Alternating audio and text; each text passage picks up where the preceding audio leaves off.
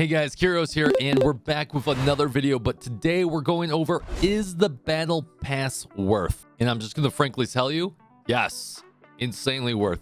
Or at least the $10 one. I don't know about the 20, like, you know, you get a couple extra energies, but we'll talk about that in just a second. I just recently got all my characters to level 60. Not all of them. I've only got my base characters to 60, leveled a couple of them. There's a few that are still pending. Haven't been able to get my Ting Yun up. Haven't been able to get my Asta up. Haven't been able to get my Dan Heng up. Because leveling 8 characters has proved to be very difficult. And I'll cover some of the prep work you need in a Jason video coming up. But I do want to talk essentially about this battle pass and how good it's been. So there's a couple of things I want to talk about. One, you have the $10 pass, which essentially gives you access to both the rows. So you can get all the materials that you can get while leveling. You get all those additional gifts, rare material choices that you can choose from, whether they're blue or purple. And then you get everything that's on the track and those free summons. Then you can do the $20 or the $22 or something package to get a couple extra gems and then to get 5 fuels. I don't know if that's worth it. Maybe, you know, it depends on how much you're spending, but the $10 is definitely worth it because it gives you access to both of these rows.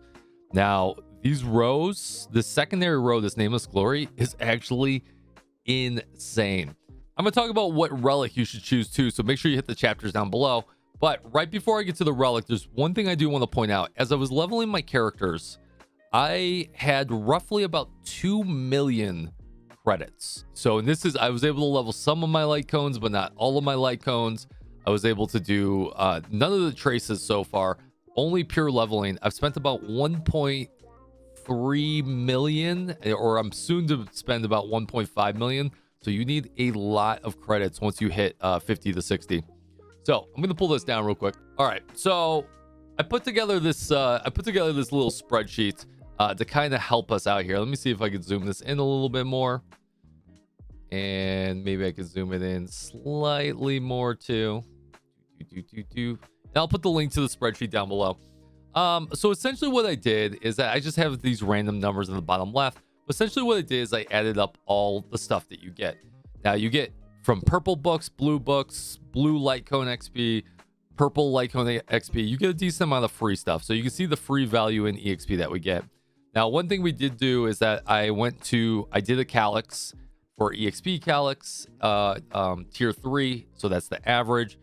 Credits average, and then LC XP average. So one thing I do want to point out is that when you are doing any of these missions, as you get higher and higher level, the materials you get go up. So that is one thing to take into account. We did our average, so average might not be indicative of where you are in the game, but it's to give us a baseline. And you're going to be able to see some numbers here that you probably are gawking at already, right? The credits you get for free on that free track, 310,000 compared to 1.2 million, 1.25 million. And you can see the raw totals here, right? And I put them in these nice fancy sheets here. You can see if you buy the $10 pack, you get 1.5 million compared to only 300,000 credits. For XP, you get 5.2 million XP. That's just raw XP. But if you were to look at the books, right, essentially you get roughly 252 purple bucks and 42 blue bucks. That just works out to what the raw EXP is, and then the Lightcone EXP as well. But the reason I did that is you can compare it to the free track, which is about a fifth of what you get. So what's really interesting about this is that if we take the amount of runs that are required, so once again, this is an average. So if we were to take the value divided by the average you make per Calyx, you get about 168 runs on this one, 7. So you add those together, you add all these numbers together, and you get roughly, it would take you about 560 runs to get the full value of the free path and the paid path put together. So to get the amount of EXP books, to get the LC XP books, to get the amount of credits, 560 times 10, because it's 10 energy per run, is effectively 5,600 energy you're saving. Now, the fact that you're only getting about 200 energy a day, that is a pretty big savings. They're pretty much cutting 2 weeks oh, I don't even know, maybe 3 weeks of time on trying to allocate this these materials. So is the battle pass in this game extremely worth? Yes, it is extremely worth. You can see the amount of going from 40 to 50 down here. It took me 41 purple books, or it would take you 164 blue books per character to go from 50 to 60.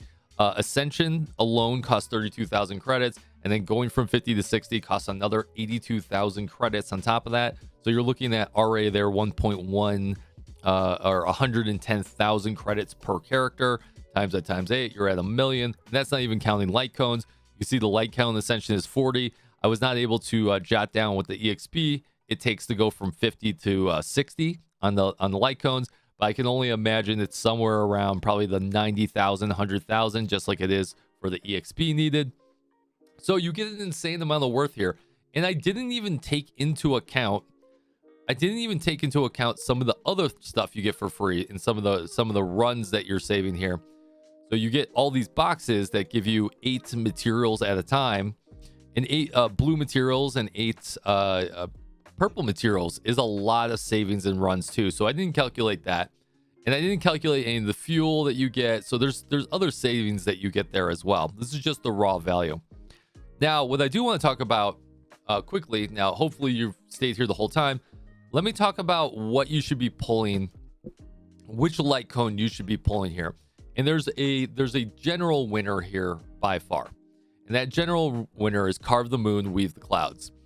This light cone is absolutely amazing because no matter what, you're probably running Ting Yun, or you're going to be running Asta, or you're going to be running or Bronya, or some kind of Harmony unit almost all the time, because you're trying to buff your Zila, you're trying to buff your Jing Yuan, or you're trying to buff any of your main damage dealers. You may not have one, but most people have Harmony in their group at all times. At the start of battle, you can and then whenever you take a turn, either allies will get their damage increased by, we're just going to max this out, 20%, crit damage increased by 24%, or energy recharge increased by 12%. This is amazing across the board. Doesn't even matter which one you get. Energy recharge is amazing, crit damage is amazing, attack is amazing. All right, so if I was to go through the rest of these and kind of order them in what you would want to do, Nowhere to Run would be one at the top of my list here. But if you're already running Clara, you're probably not running a lot of hunt characters. It depends on what you got, but the Herder Shop's got a good 5-star in there. And then for hunt, once again, there's a great 5-star light cone in there. So we're not going to be talking about Returns of Darkness, which I think is absolutely terrible. Don't get that one. I'm not a big fan of Warmth Shortens Cold Nights either. Increases the max wearer's HP by 32% is kind of cool at max level. And then when using a basic attack or skill, restores the allies' HP by 4% of their max HP. This may be really good in the end game, but I think you can hold off on this one and just wait to get it a little bit later. And you're not really going to get the max level right away unless you really focus the next like 6 months to get that. And I think a lot of people are going to be focusing on that Carve the Moon, Weave the Clouds, in my opinion. And secondly, if you're saving your coins in the shop, in the pay to win shop, you're saving your summons and those materials you get, you're probably looking at 𝙀𝙓𝙋𝘼𝙉𝘿 artifact anyways for your healer, because it's one of the best. I call it artifact, but Lightcone in there.